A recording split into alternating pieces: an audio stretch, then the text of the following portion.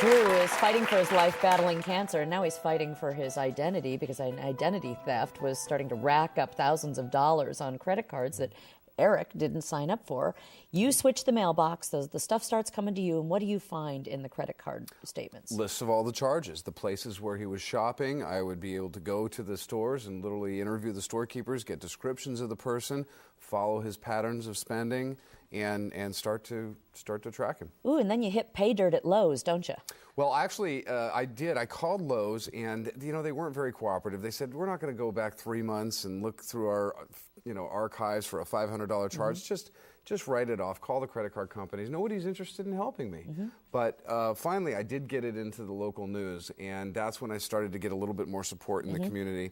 And yes, we did isolate a video at Lowe's Home Improvement Store. A surveillance video. A surveillance video. And I think we've got that surveillance video. And let's see, when we look at it, there's the person. What do you discover about how he's dressed and who he is? Difficult to see in here. I didn't recognize the man, although I did know him, or I have seen him many times. But he's wearing hospital scrubs underneath a very distinctive jacket.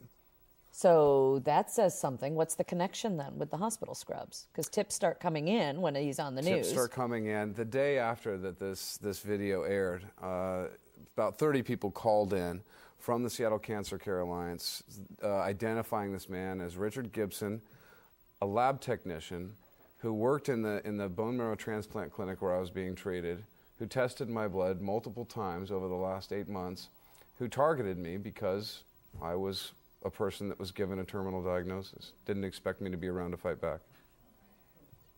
That just gives you chills, doesn't it? Absolutely. There's absolutely no conscience with these people. They attack people when they're the most vulnerable, and if you're not wary, they will, I just heard groans in the audience, though, right?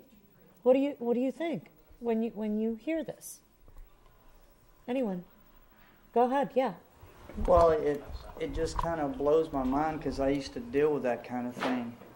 That it's mentally taxing that a person has to fight not only for their physical life but also for mental stability. That the company that they trust with their credit. Did you deal as an investigator? Yep. So to think that he's preying on a victim who's so vulnerable at this point is pretty amazing. So he actually picked you. I believe so. And so what happened when this all broke? What was Richard Gibson's reaction? Well, he went on the run for about 3 days. The Seattle police did put out an arrest warrant for him, and I think about 3 or 4 days later, he turned himself into the Seattle police.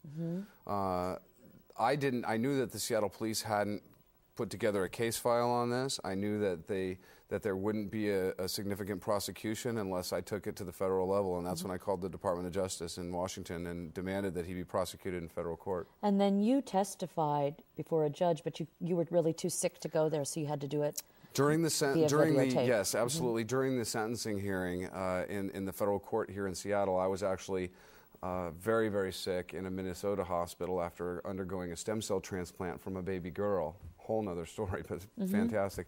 But yes, I was too sick to make a statement to the court, so I had to do it by video camera. And here's that message. Who knows when the damage from this mess will finally be cleaned up? I've talked to one person who had their checkbook stolen 14 years ago. It is still dealing with the repercussions of the fraudulent activity. I've lost 1 year of potential income from being a fundraiser and spokesperson for the Eric Drew Leukemia Foundation. I'm sure everyone who's watching this video is well aware of the staggering statistics identity theft has reached. Sorry. Still get you emotional looking at that? I remember those days. How are you now?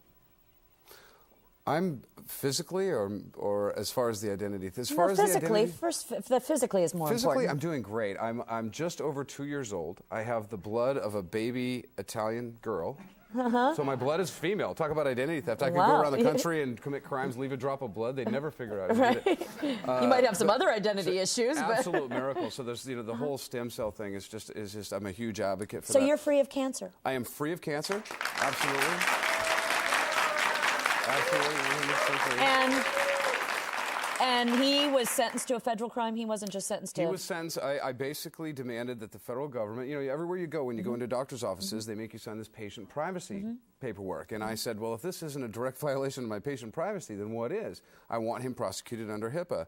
Unfortunately, HIPAA wasn't written for any teeth in it for prosecution. So I had to demand it and offer him a plea to exonerate him of all the other charges and the Department of Justice, the U.S. Attorney's Office agreed. They were fantastic.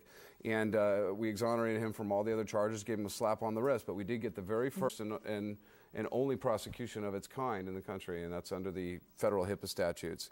And it really, you know, it just brings out a lot of issues as far as our legislative efforts to combat identity theft and really pointing the fingers at the true criminals of this crime. And I love that you're still helping others because you've even started a foundation for identity theft I'm helping victims. families and of serious people suffering from serious and terminal illnesses form strategies to navigate the medical system and find treatments that they might not be offered. But how odd, Eric, that it took more energy for you to fight this identity thief than it did for you to fight the cancer. You beat the cancer.